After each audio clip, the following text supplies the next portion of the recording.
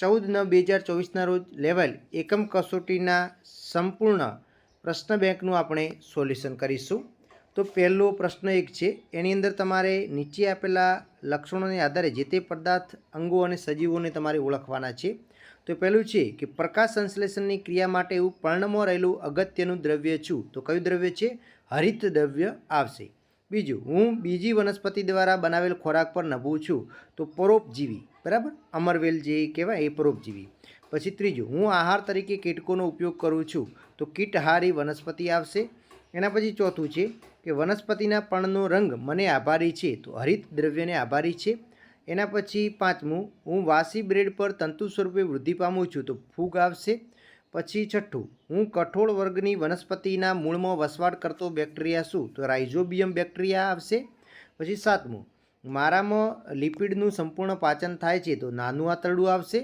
પછી હું ખોરાકને ચાવવા માટે ઉપયોગમાં આવતા દાંત છું, તો અગ્રદાંત દાઢ આવશે। પછી નવમું, પાચન તંત્રમાં મારી લંબાઈ 1.5 મીટર છે, તો મોટું આંતરડું આવશે। પછી અમીબા ખોરાક ગ્રહણ કરવા માટે મારો ઉપયોગ કરે છે, તો ખોટો પગ એટલે પ્રવધો આવશે। પછી 11મું, મારી અંદર રહેલા બેક્ટેરિયા ઘાસ ખાતા પ્રાણીઓના સેલ્યુલોઝના પાચનમાં મદદ કરે છે, તો અમાશય આવશે। પછી 12મું, મારો ઉપયોગ માનવ શરીરનું તાપમાન માપવા માટે થાય છે, તો ક્લિનિકલ થર્મોમીટર આવશે।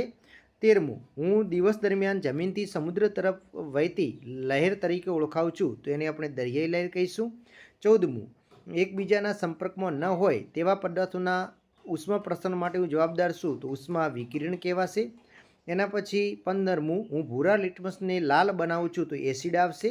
16મું, પ્રયોગશાળામાં વપરાતા પ્રાકૃતિક લિટમસ બનાવવા માટે મારો ઉપયોગ થાય છે, તો લાઇકેન આવશે। પછી 17, હું દહીંમાં રહેલો એસિડ છું, તો લેક્ટિક એસિડ આવશે। અને 18મું, હું એસિડિક કે બેઝિક પદાર્થ નથી, તો એને તટસ્થ પદાર્થ કહેવાય છે।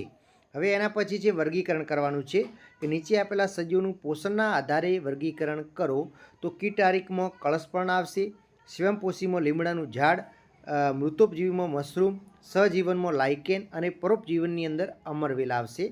એના પછી તમે જુઓ તો કે સ્વાદુપિંડનું સ્રાવ, તો કે સ્વાદુપિંડ, લાળ સ્રાવનો સ્રાવ, તો લાળ ગ્રંથ, એસિડનું સ્રાવ જઠરમાં, પાચન પૂર્ણ થાય છે નાનું આંતરડું, પિત્તરસનો સ્રાવ યકૃતમાં જોવા મળે છે। એના પછી જોઈએ એસિડ, તો એસિડ શામાં હોય છે? દહીં અને નારંગીના રસમાં। બેઝ, તો સાબુ અને ચૂનાનું પાણી, અને ક્ષાર, તો મીઠું આવશે। એના પછી મોટા પ્રશ્નો છે, વૈજ્ઞાનિક કારણો આપો। પહેલું છે, ઘાસ ખાતા પ્રાણીઓમાં આમાશય હોય છે, એ ઘાસ ખાતા પ્રાણીઓમાં અર્ધપાચિત ખોરાક માટે આમાશય હોય છે। ગાય, ભેંસ કે બીજા ઘાસ ખાનાર પ્રાણીઓ જ્યારે ચરે છે ત્યારે ઘાસ ખાઈ ખૂબ જ ઝડપથી ગળી જાય છે। આ ખોરાક જઠરના એક ભાગ જેને આમાશય કહે છે જેમાં જાય છે, અને તે અર્ધપાચિત હોય છે જેને વાગોળો કહે છે।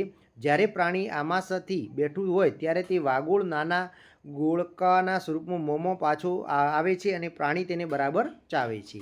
એના પછી બીજું છે, દરિયાકાંઠે રહેતા લોકોના મકાનની બારીઓની દિશા દરિયા કિનારા તરફ રાખવામાં આવે છે, તો કે દિવસે સમુદ્રના પાણી કરતાં જમીન ઝડપથી ગરમ થાય છે। જમીન પરની ગરમ હવા ઉપર તરફ ગતિ કરે છે, તેની જગ્યા લેવા સમુદ્ર પરથી ઠંડી હવા જમીન તરફ ધસી આવે છે। આમ સમુદ્ર પરથી આવતી ઠંડી હવાને દરિયાઈ લહેરો કહેવાય છે, અને ઠંડકવાળી સમુદ્રની હવા મેળવવા સમુદ્ર કાંઠે રહેતા લોકોના મકાનો બારી સમુદ્ર તરફ રાખવામાં આવે છે। એના પછી ત્રીજું છે, મધમાખીના ડંખ પર સાબુનું પાણી લગાવવું જોઈએ, તો કે મધમાખીના ડંખ પર સાબુનું પાણી લગાવવું જોઈએ કારણ કે ક્લાસિસ કીડી કે મધમાખીના ડંખથી શરીરમાં ફોર્મિક એસિડ દાખલ થાય છે, તેથી તે ભાગ પર બળતરા થાય છે। આ પીડામાંથી રાહત મેળવવા માટે ડંખવાળા ભાગ પર આગળ સાબુનું પાણી લગાવવામાં આવે છે, અને સાબુનું પાણી બેઝિક હોવાથી એસિડને તટસ્થ કરે છે અને પીડામાંથી રાહત થાય છે। એના પછી ચોથું છે, લીલ સ્વયંપોષી વનસ્પતિ છે, તો કે લીલ હરિત દ્રવ્ય ધરાવે છે, આથી લીલ પ્રકાશ સંશ્લેષણની પ્રક્રિયા દ્વારા પોતાનો ખોરાક જાતે બનાવી શકે છે, તેથી લીલ સ્વયંપોષી વનસ્પતિ છે। એના પછી જોઈએ તો કે કઠોળ વર્ગની વનસ્પતિ ઉગાડવા માટે નાઇટ્રોજનયુક્ત ખાતરનો ઉપયોગ ઓછો કરવો પડે છે, તો કે કઠોળ વર્ગની વનસ્પતિ મૂળમાં રાઇઝોબિયમ નામના બેક્ટેરિયા વસવાટ કરે છે, તેઓ વાતાવરણમાંના નાઇટ્રોજન મેળવી તેને દ્રાવ્ય સ્વરૂપમાં ફેરવી શકે છે। આ રીતે જમીનમાં નાઇટ્રોજનમાં સંયોજનો ઉમેરાય છે અને ખાતર તરીકે ઉપયોગી બને છે, તેથી કઠોળ વર્ગની વનસ્પતિને નાઇટ્રોજન ખાતરનો ઉપયોગ ઓછો કરવો પડે છે। એના પછી છઠ્ઠું છે, ખોરાક ચાવીને ખાવો જોઈએ? તો કે ખોરાક ખૂબ ચાવવાથી તેનો બારીક ભૂકો થાય છે અને તેમાં પૂરતા પ્રમાણમાં લાળ ભરે છે. તેથી ખોરાક નરમ અને લીસો બને છે અને લાળમાં રહેલો ટાઇલિન ઉત્સેચક ખોરાકમાં સ્ટાર્ચનું સાકર એટલે કે શર્કરાનું રૂપાંતર કરે છે. વળી ખૂબ ચાવેલો ખોરાક જઠરમાં અને નાના આંતરડામાં જલ્દી પચે છે. આમ ખોરાકનું પાચન સરળતાથી થાય તે માટે ખોરાકને ખૂબ જ ચાવીને ખાવો જોઈએ. હવે છે પ્રશ્ન 4. નીચેના પ્રશ્નો જવાબ ગમે તે 2. તો એની અંદર પહેલું છે લાઇકેનમાં સહજીવન સમજાવો. તો લાઇકેન એ લીલ અને ફૂગનો સહજીવન સંબંધ છે. ફૂગ વસવાટ, પાણી અને ખનિજ તત્વો લીલને આપે છે. તેના બદલામાં લીલ પ્રકાશ સંશ્લેષણ દ્વારા બનેલ ખોરાક ફૂગને આપે છે. તેમના સહજીવનના બંનેનો લાભ થાય છે. એના પછી બીજો છે નાના આંતરડામાં ખોરાકનું પાચન સમજાવો. તો નાના આંતરડામાં ખોરાકના પાચનની પ્રક્રિયા પૂર્ણ થાય છે પછી તેનું શોષણ થવું જરૂરી છે. આ માટે નાના આંતરડાની દિવાલમાં અસંખ્ય આંગળીઓ જેવા નાના નાના પ્રવર્ધો આવેલા છે જેને રસાકુરો અથવા તો શોષણ કેન્દ્રો કહે છે. અને રસાંકુરો પાચિત ખોરાકની શોષણ માટેની સપાટીમાં વધારો કરે છે અને દરેક રસાકુર પાસે તેની નજીક પાતળી નાની રુધિર કેશિકાઓનું જાળું જોવા મળે છે. પાચિત ખોરાકના પોષક દ્રવ્યોનું રસાંકુરોનું સપાટી દ્વારા શોષણ થાય છે અને શોષાયેલ પોષક દ્રવ્યો રુધિર વાહિનીઓ દ્વારા શરીરના વિવિધ અંગો સુધી પહોંચે છે. એના પછી ત્રીજો છે થર્મોમીટરની મદદથી શરીરનું તાપમાન માપન કરવા માટે કઈ કઈ બાબતની કાળજી રાખવી જોઈએ? તો પહેલાં તો થર્મોમીટર જંતુનાશક પ્રવાહી વડે બરાબર સાફ કરવું જોઈએ. બીજું કે થર્મોમીટર મર્ક્યુરીવાળા ભાગના વિરુદ્ધ છેડો પરથી પકડીને હળવેથી થોડાક ઝાટકા મારવા જેથી થર્મોમીટરની સોંકળી નળીમાં રહેલ મર્ક્યુરી 35 સેલ્સિયસ અંકની નીચે ઉતરી જાય. અને બીજું કે થર્મોમીટરને તેના મર્ક્યુરીવાળા ભાગ આગળથી પકડવું નહીં. ત્રીજું થર્મોમીટરનો મર્ક્યુરીવાળો ભાગ જે પદાર્થ તાપમાન માપવાનું છે તેની સાથે સંસર્ગમાં રહેવો જોઈએ. પછી થર્મોમીટરના પદાર્થના સંસર્ગમાં હોય ત્યારે જ પદાર્થના તાપમાનનું વાંચન કરવું જોઈએ. અને થર્મોમીટરમાં તાપમાન દર્શાવતો આંક જોનારની આંખ સામે સીધી રેખામાં રહે તે રીતે વાંચન કરવું જોઈએ. એના પછી ચોથું છે પહેલી એસિડિટીથી પીડાઈ રહી છે તો તેને શ્વાસ પીવાની સલાહ આપી શકાય કે નહીં? તો જુઓ કે એસિડિટી એ જઠરમાં વધુ પડતો હાઇડ્રોક્લોરિક એસિડ બનાવવાના કારણે થાય છે. માટે તેની શ્વાસ પીવાની સલાહ આપી શકાય નહીં કારણ કે શ્વાસ પણ એસિડિક છે અને શ્વાસ પીવાથી એસિડિટીની તકલીફમાં વધારો થાય છે. તેથી તેણે બેઝિક પદાર્થ ખોરાકમાં લેવો જોઈએ. એના પછી છે ઉષ્માવહન સમજાવો.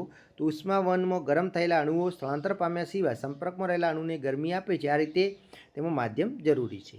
હવે આપણે ઉષ્માનયન અને ઉષ્માવહનનો તફાવત છે. ઉષ્માનયનમાં ગરમ થયેલી અણુઓ હલકા બની સ્થળાંતર પામે છે અને તેનું સ્થાન ઠંડા અણુઓ લે છે. આમ અણુઓમાં સ્થળાંતરથી ગરમી પ્રસરે છે.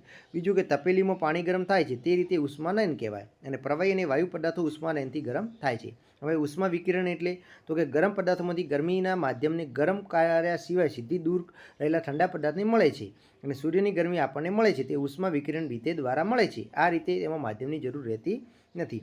હવે આગળ છે આકૃતિ દોરવાની છે નામનિર્દેશનવાળી. અહીંયા પહેલી આકૃતિ છે વનસ્પતિમાં પ્રકાશ સંશ્લેષણ. તો આવી આકૃતિ દોરવાની છે. એની અંદર તમારે જો પાંદડા છે તો પાંદડા પર્ણમાં હરિત દ્રવ્ય લખવાનું છે. પછી પાંદડા શું કાર્બન ડાયોક્સાઇડનું શોષણ કરે છે, સૂર્યપ્રકાશની હાજરીમાં શું કરે છે તો ખોરાક બનાવે છે, ઓક્સિજન વાયુને મુક્ત કરે છે, પાણી અને ખનિજ ક્ષારોનું શોષણ કરે છે એની જડો. આવી રીતે તમારે પ્રકાશ સંશ્લેષણની આકૃતિ દોરી શકાય. એના પછી અમીબાની આકૃતિ દોરવાની છે અને એની અંદર તમે જુઓ જે આ બારે દેખાય છે એને તજાયેલા કચરો કહેવાય છે. પછી અન્નધાની કહેવાય છે. અંદર આવા ટપકા અન્નધાની છે. ખોરાકનો કણ તમે જોઈ શકો છો. કોષ પટલ તમને અહીંયા લાલ કલરનું જોવા મળે છે. આવી આકૃતિ દોરીને નામ નિર્દેશન કરવાનું છે. પછી પાચન તંત્રના ખોરાકના વહનનો ફ્લોર ચાર્ટ તમારે બનાવવાનું છે. જેમ કે મુખાગૃહ છે, લાળ ગ્રંથિ છે, અન્નનળી છે, યકૃત બતાવવાનું છે, પિત્તાશય તમે બતાવવાનું છે, જઠર તમારે બતાવવાનું છે, સ્વાદુપિંડ છે, નાનું આંતરડું છે, મોટું આંતરડું છે અને મૂત્રાશય મળદ્વાર તમારે બતાવવાનું છે. તો આવી રીતે આકૃતિ તમે દોરી શકો છો.